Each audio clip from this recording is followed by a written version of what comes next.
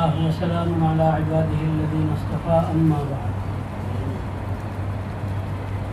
আলহামদুলিল্লাহ অনেক জরুরি কথা হয়েছে।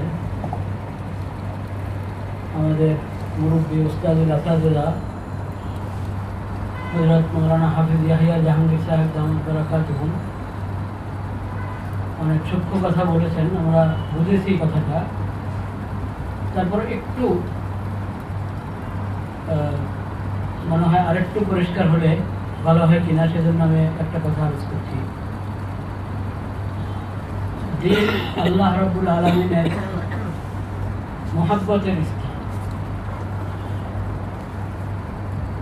হযরত যে কথা বললেন যে ঈমান এবং নেক আমল, হারাম থেকে বাঁচা, গুনাহ থেকে বাঁচা, তাকওয়ার জিন্দেগি ইখতিয়ার করা, তাকওয়ার জিন্দেগি ইখতিয়ার করে কলবকে যদি সাফ সুতরা রাখা যায়, তাহলে কলবের মধ্যে আল্লাহ রাব্বুল আলামিনের মহব্বত, মারিফত, আল্লাহর দ্বীন জায়গা করে। তখনই মানুষের অঙ্গগুলো পুরো একবারই আল্লাহর হুকুমের তাবে হয়ে যায়, কোনো নাফরমানি হয় না। আল্লাহ রাব্বুল আলামিনের সত্তা এটা জানাই আছে সবাই। স্থান কাল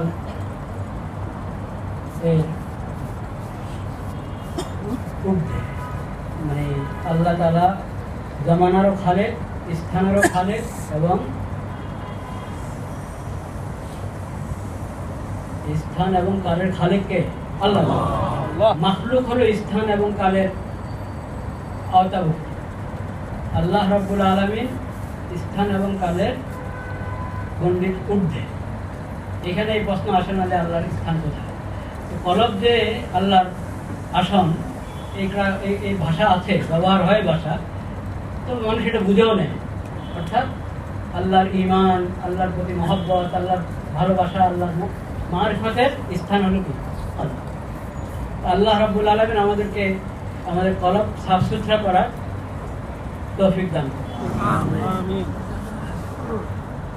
আরেকটি কথা বলে আমি শেষ করছি। অনেক মুরব্বী হুজুররা এসেছেন, সেটা হলো আমার আসলে বলার অধিকার নেই, যেহেতু আমি একসময় যদিও আজিমপুরের যে মজলিস হয়, বৃহস্পতিবারে হতো আগে, পরে শনিবারে, এখন শনিবারে হয়, ওই মজলিসের নিয়মিত ওখানে উপস্থিত হতাম আলহামদুলিল্লাহ। এখন ওখানেও হাজির হওয়া হয় না, এখানেও হাজির হওয়া হয় না, মাঝে মধ্যে হাজিরা দিয়ে খুব কম। কিন্তু যে কথাটা আমি আমাকে এবং সবাইকে, যারা আমরা এই মজলিসে এসে থাকি বা যে কোনো আল্লাহওয়ালার মজলিসে আমরা যাই, আল্লাহওয়ালার সাথে সম্পর্ক রাখি, সবার জন্য আমার এই কথাটা প্রযোজ্য। আমরা যারা এই মজলিসে আসি বা অন্য কোনো আল্লাহওয়ালার মজলিসে যাই, বা মজলিসে যাই বা না যাই, ওনার সাথে সম্পর্ক রাখি, সবার জন্য এই কথাটা খুব গুরুত্বপূর্ণ। সেটা হলো সম্পর্কের হাকিকতটা কি। কোনো আল্লাহওয়ালার সাথে সম্পর্ক রাখা, কোনো আল্লাহওয়ালার মজলিসে যাওয়া, এটার হাকিকতটা কি, এই কথাটা বুঝতে হবে। আমাদের অনেকের ধারণা সম্পর্ক হলো বয়াত হলাম, আসা যাওয়া করলাম, মানুষ জানে আমি ওনার মুরিদ, মানুষ জানে আমি ওনার সাথে সম্পর্ক রাখি।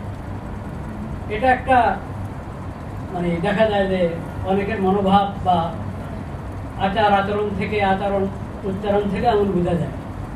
এটা গলত চিন্তা, এটা গলত চিন্তা। এইভাবে কখনো ইসলাম হয় না। সম্পর্কের মানে গভীরের কথা যেটা, সোহবত হাসিল করা,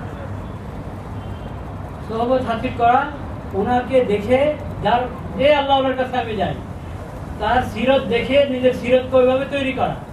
কারণ আল্লাহ বলতে তো আল্লাহর ওই বান্দারাই উদ্দেশ্য যারা নবী করিম সাল্লাল্লাহু আলাইহি ওয়াসাল্লাম সিরত, সাহাবায়ে কেরামের সিরত ধারণ করেছেন, তারা ওনাদের সিরত অনুসরণ করার চেষ্টা করেন, তারাই তো আল্লাহওয়ালা।